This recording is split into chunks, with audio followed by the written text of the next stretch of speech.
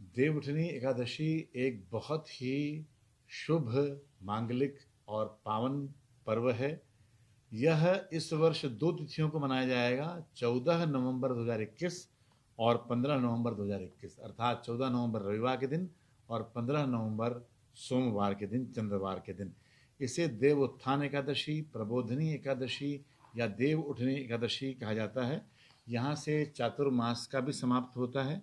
देवशयन एकादशी जब लगता है जुलाई के आदि के महीने में, तो वहाँ से लेकर आज तक के देवता जो हैं सोए हुए रहते हैं, मगर 14 नवंबर को, 15 नवंबर को देवताओं का जागरण होता है।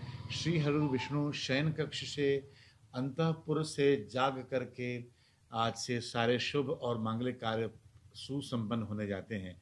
जैसे गृह प्रवेश है, उपनयन संस्कार, व्रतबंध संस्कार, विवाह संस्कार, नामकरण संस्कार, नवी नूतन गृह प्रवेश संस्कार, ये सारे जो कार्य हैं पिछले 4 महीनों में जो वर्जित थे, वे सारे के सारे शुभ कार्य इस समय प्रारंभ हो जाते हैं।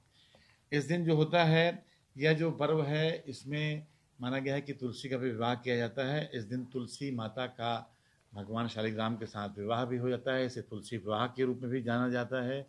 गन्ने के रूप में मंडप को सजाया जाता है, गन्ने की पूजा होती है, गन्ने की बिक्री बड़ी भरपूर मात्रा में होती है। इस पर्व को दीपावली के रूप में भी मनाया जाता है, छोटी दिवाली के रूप में भी इसको मनाते हैं।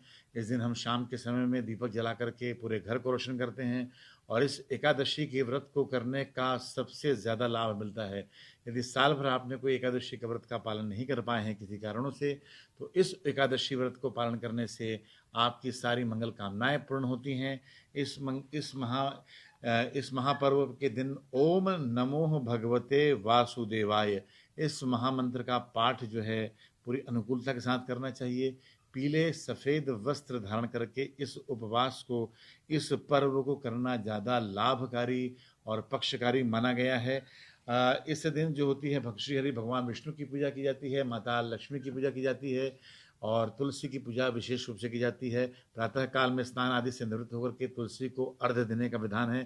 तुलसी को अर्घ्य चढ़ाया जाता है। साथ ही साथ तुलसी माता का शालिग्राम देवता के साथ विवाह कराए जाने का विधान है, जो कि तुलसी विवाह के रूप में जाना जाता है।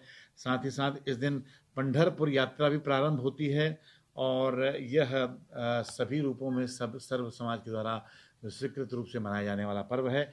जो लोग 14 तारीख को इस पर्व को मनाएंगे, इस त्यौहार को मनाएंगे, वह 15 तारीख के दिन अर्थात सोमवार के दिन इसका पारण करेंगे।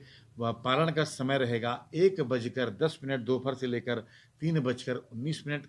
जो लोग, जो समाज के जो व्यक्ति 15 तारीख को इस पर्व को मनाएंगे, इसका उपवास रखेंगे, वे 16 तारीख की सुबह 6:44 से लेकर 8 सुबह 1 मिनट तक के इसका पारण करें, इसको ध्यान रखें। इस दिन भगवान श्री हरि विष्णु की पूजा, उपासना, आराधना, साधना स्तुति की जाती है। विष्णु सहस्त्र नाम का पाठ करना इस दिन उचित रहता है। इस दिन, आज के पवित्र दिन, गीता और गीता के साथ विष्णु सहस्त्र नाम का जो वितरण है वह दान करना शुभ माना गया है। चावल का दान करना, गेहूं का दान करना, स्वर्ण का दान करना, रजत का दान करना इस पावन पर्व के लिए बहुत शुभ माना गया है। यहाँ से जो विवाह शुरू होते हैं, तो विवाह के जो मुहूर्त हैं वो खुल जाते हैं। नवंबर महीने में हम देखते हैं कि 20 नवंबर शनिवार के दिन अच्छा विवाह का मुहूर्त है। कुल मिला के नवंबर में 4 विवाह के मुहूर्त प्रबोधनी एकादशी के उपरांत पड़ रहे हैं। 21 नवंबर रविवार का दिन जो है, यह भी विवाह का शुभ दिन है। इसी तरह से अगला जो रविवार है 28 नवंबर 2021 रविवार का दिन, यह भी विवाह के मांगलिक कार्यों के लिए बहुत शुभ है। 30 नवंबर मंगलवार का भी जो दिन है, वह विवाह के लिए बहुत अनुकूल है। इसी तरह क्रम में दिसंबर का जो महीना है, उसमें भी 4 विवाह के श्रेष्ठ मुहूर्त, उत्तम मुहूर्त जो है वो विभिन्न कोटि के दिखाई पड़ते हैं। क्योंकि 15 दिसंबर से सूर्य का आगमन धनु राशि में हो जाता है, तो धनु राशि के आगमन होने पर विवाह कार्य जो है वो वर्जित हो जाते हैं। तो 15-16 दिसंबर के आसपास सूर्य अपने धनु राशि में सेक्रेटरीज में प्रवेश करता है, वहाँ से कोई भी विवाह जो है वो संपन्न नहीं होता। तो दिसंबर महीने में 1 दिसंबर 2021 बुधवार का दिन, 7 दिसंबर 2021 मंगलवार, 11 दिसंबर शनिवार, 13 दिसंबर 2021 चंद्रवार, ये जो है शुभ मुहूर्त हैं। तदुपरांत 16-17 दिसंबर के बाद धनु में आगमन से विवाह का जो मुहूर्त है वो समाप्त प्राय जाते हैं। उसके उपरांत मकर संक्रांति लगने पर, मकर संक्रांति के आगमन पर, उत्तरायण के पक्ष के आगमन पर जो है विवाह का मुहूर्त जो है पुनः खुलता है, वापस खुलता है। आप सभी दर्शकों को प्रबोधनी एकादशी, देव उत्थान एकादशी, देव जागरण एकादशी, देव उठनी एकादशी की बहुत बहुत सारी शुभकामनाएं। यह पावन पर्व आपके जीवन में नित्य नूतनता, सकारात्मकता, उल्लास और उमंग को लाए। सारी विघ्न बाधाएं समाप्त हों।